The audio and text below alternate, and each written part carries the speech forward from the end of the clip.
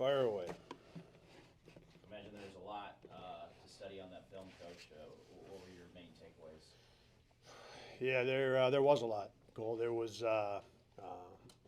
we had some stretches where we played pretty good, more offensively than defensively. We had some really good individual plays that were made, more offensively than defensively. So there's some positives in that. From an offensive standpoint, we obviously scored enough points, right? What we're doing defensively is not, it's not even close to good enough. That was the biggest takeaway, right? And that brings a lot of things into the equation. So you think about scheme, you think about all of the things that go into not just a scouting report and a game plan for a specific game, right? But bigger picture. Are we practicing the right things defensively, right? All of the parts and pieces of what we're doing at that end of the floor, right? And then aside from scheme and what I just mentioned, the toughness with which we're doing it, right? We've got a lot of things to get sorted out here, and it's not, it isn't going to all happen in 2 days, right? We got to cover as much of that ground as we can over the next 2 days. We've got a terrific team coming in Richmond. We've played them a number of times, and they really, really sharp with what they do and very well coached and highly skilled, and again have got some high level players, right? That guys that can really play. So. We've got to cover as much ground as we can in the next 2 days, but it's going to take a real effort, real concerted effort, at the defensive end in practice, because we've just got to get much better defensively. I think you have an instance in the second half where you guys had a 6-point lead and then had 3 fouls in the span of 30 seconds, and it just kind of seemed to wipe away your momentum at that point. What is causing this team to run afoul of maybe inconsistent officiating this year?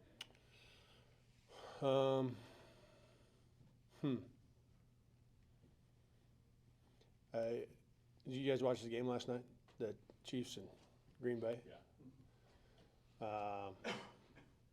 The long pass to, I forget who the receiver was, from Mahomes. It was after something had just happened, and there was a lot of review and what had just happened. And then go ahead. There was a fumble, and then they reviewed it, and there was a punt. Somebody punched another player. All of that had just happened. Yeah. Yes. And then I think it was the very next play. And Mahomes threw the long one, right? Mm-hmm. And the guy jumped on his back. And then the ball came like 17 seconds later, right? It was half a second later. But it was really obvious, right? It was pass interference, right?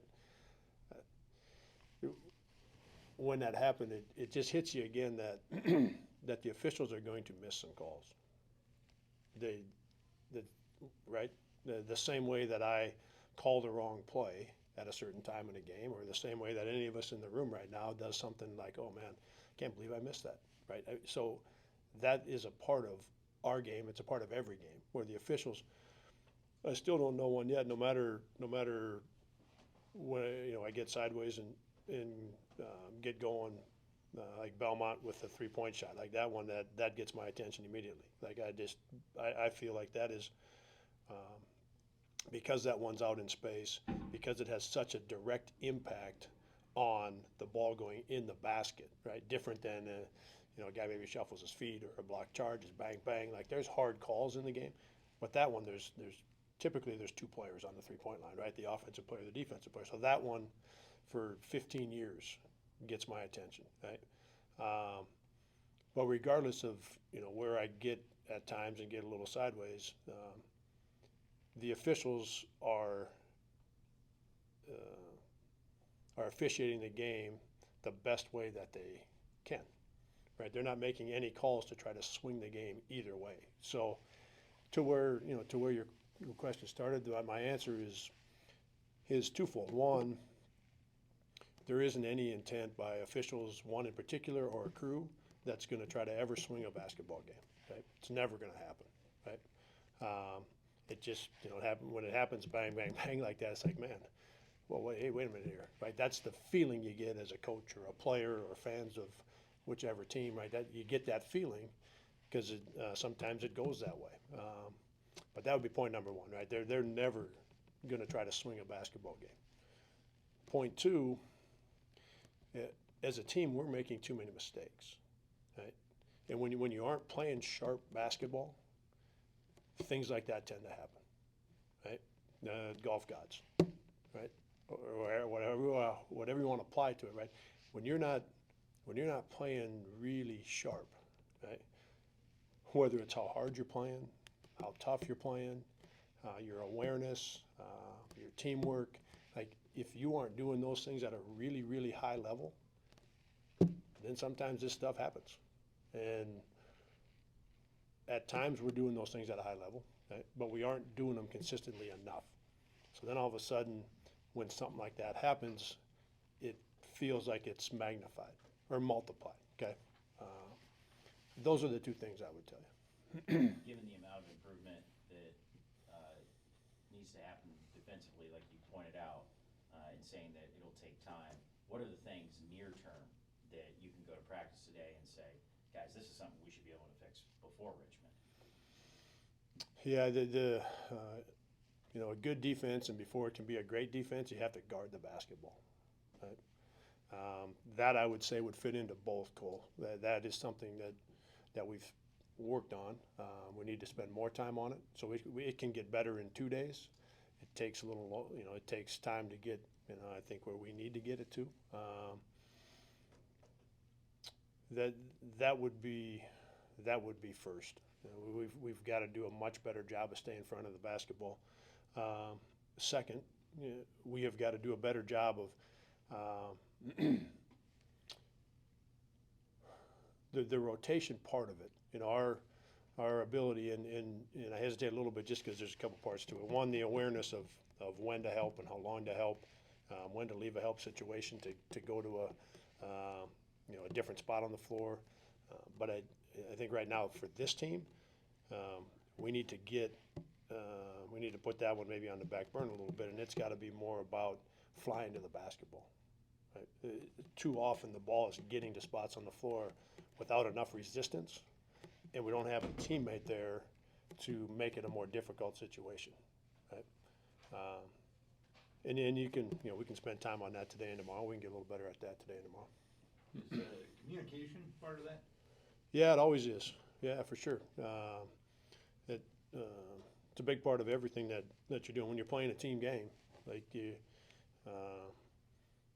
it's tremendously important that you're talking all the time and listening. Right, communication is both. Right, and again, there's times where we've done and recently where we have done a pretty high level job in terms of our communication. Right, and we have also recently had possessions or stretches in games where our communication hasn't been even close to good enough. Right? And I tell the guys this all the time. All that does is make the game harder. Right? I mean, you want the game to be smoother, and you want to be sharp, and you want communication. Really makes that work. Right? It really makes that go, and it just makes the game a little bit easier. And as the game gets a little easier, the game gets a little more fun. You get a little bit of momentum. You probably don't have the stretch of Ethan, to your question, right? When things get going that way, you seem to find yourself not picking up the a little cheap foul here, or they all in a weird way, or maybe not in a weird way, tie together. You're playing one of the top defensive teams in terms of what they do, the lack of turnovers and stuff. How much can the Panthers learn just from studying Richmond and playing them? Oh yeah, I've known Coach Mooney for a long time, and we've gotten to. I think I've said this in past years. Right? We've been good friends for a long time, and even before we started spending time together 7-8 years ago, probably watch their teams. For that reason, highly skilled. Really take care of the basketball. They put a lot of pressure on you with their offense, and then just really detailed and organized defensively. So there've been all of those things, a number of things that I've learned from watching Richmond and playing against them over the years. Your rotation is your rotation, but game by game, I imagine there's fluidity to it. It's case by case on how the game is playing itself out.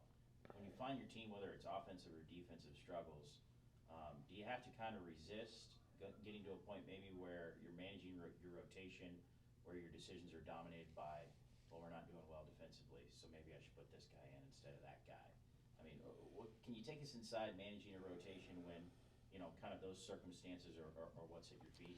Yeah, what I would tell you, Cole, is that when you're off just a little bit, and I think I mentioned that. I don't know if I did in here or not.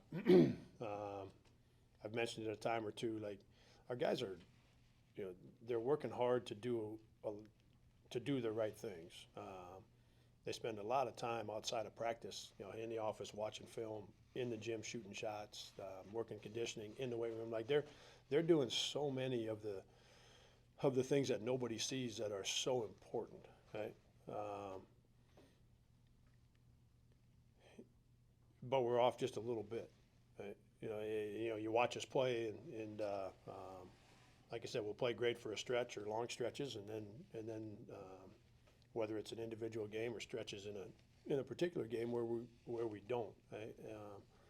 When you're playing like that, the rotation, finding the right rotation is challenging for the players, right? Because now, when you aren't cruising along and playing high level basketball for the majority of the games, consistently, game after game after game, when you find a group that's playing pretty good, for me, I'm going to stick with that a little longer, right? So then that impacts, some guys that maybe would have played more the game before, right? And we're in that mix a little bit right now. We get a group of guys that are a group of 5, or maybe there's 6, 7. Like, if there's a group of guys of the 11 that are playing right now, that are playing really, playing sharp and in some good momentum, I tend to stick with that a little bit longer. So we're not where I would like to be, or we would like to be, in terms of the consistency of that rotation, right? And hopefully we get there, sooner rather than later. Again, I feel like we've got, there's 10 guys that are playing. I feel like, that Drew can, as the 11th guy right now in our rotation, that he can play at different times and help us play well. But the 10 guys that have played consistently, I just feel like, they're good players, and they can help us. They can help us win games. It's not until you get that rotation more consistent, that's challenging for them as well, right? So we're in that wash a little bit right now. We just are. Talked about preparation a couple times today. The Belmont loss last year. You said that older teams can get more out of practices than younger teams. Where does this team stand in that respect? Yeah.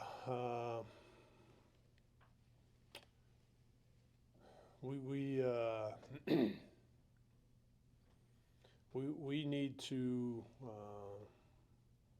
We certainly need to get more done, at practice, right?